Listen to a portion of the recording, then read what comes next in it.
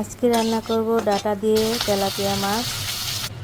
তো এর জন্য আমি প্রথমে ডাটাটাকে ভালো করে তেলে নিয়েছি।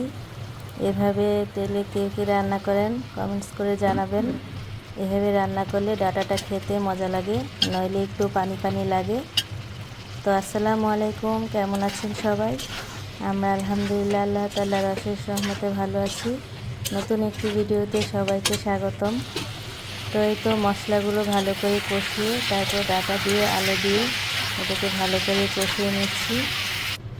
তারপর এর মধ্যে আমি ঝোল দিয়ে দিই, আর মাছটাও ভেজে নিয়েছিলাম, সেই ভাজা মাছটাও দিয়ে দিয়েছি। এই যে আমার তরকারি হয়ে গিয়েছে, এর মধ্যে আমি ধনিয়া পাতা দিয়ে দিয়েছি, ব্যাস আমার তরকারি রেডি। এই তো বাচ্চাদেরকে জোর করে ডাঁটার তরকারি দিয়ে ভাত খাইয়েছি দুপুরে।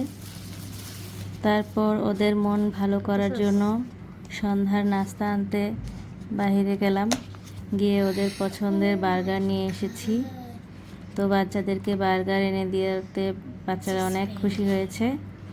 তো এই তো যারা কষ্ট করে এই পর্যন্ত আমার ভিডিওটি দেখেছেন তাদেরকে অনেক ধন্যবাদ। যদি আমার ভিডিও ভালো লেগে থাকে তাহলে অবশ্যই আমার চ্যানেলটি সাবস্ক্রাইব করে আমার পাশে থাকবেন। আমার সকল ভুল ত্রুটি ক্ষমা সুন্দর দৃষ্টিতে দেখবেন।